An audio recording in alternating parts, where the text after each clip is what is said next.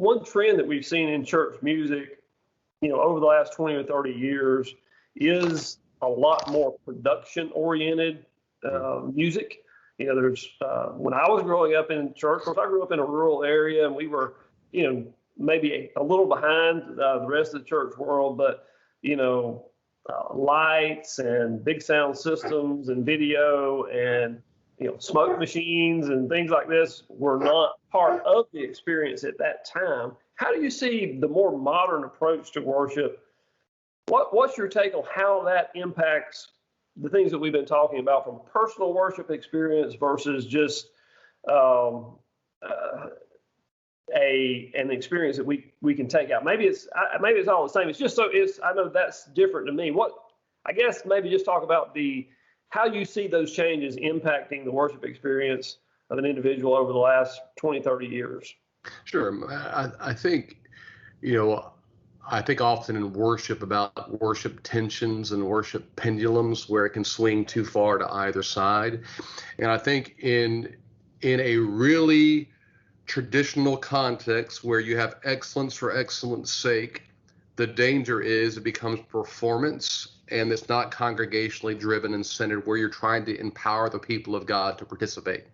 I think the exact same challenge in the extreme modern church that isn't careful when the lights become the focus, or the worship team on stage, or the celebrity pastor.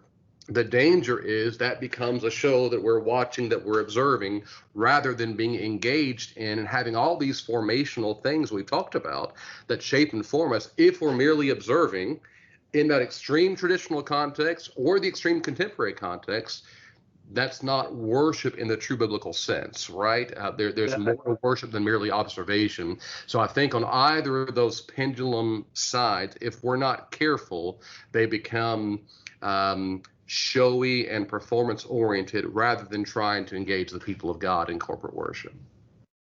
Yeah, and that's one thing I remember when I was pastoring, I would tell people is that, Christianity is, it's a participation sport. It's not like going to a football game where you sit in the stands and watch everybody else play it out.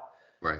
What I wanted the people to do when they came to church was engage with the sermons, engage with the music, and I felt like if they would engage when they were there, rather than like you were describing, becoming just an observer when they're just sitting back and watching the music or watching or listening to the sermon without really actively engaging.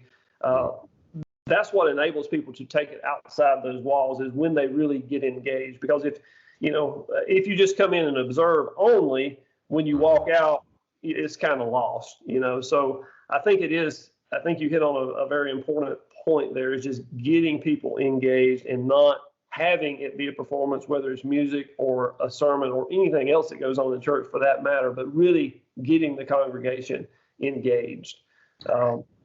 I think you're right. I think even in the educational world, I think teachers are more and more recognizing that you don't just put a student in a desk, whether it's homeschool or private school or hybrid school or whatever you're doing. The best educational model is not merely putting a student in a desk and pouring content into his or her mind for 8 hours, right? That they're going to learn more by doing, by engaging, by acting out these things. And the same is true of worship. We're designed and created as physical creatures. So the more we can do, then our faith is integrated into us, not just a mind thing, but an all body. And I think that's such a key for a worship leader. And I think worship leaders in diverse context, whether you have lights in a modern scenario or traditional, or like most of us somewhere in the middle of those two, what are you doing to make sure that you're planning with the congregation that you've been given in mind to get them engaged? And that's the key.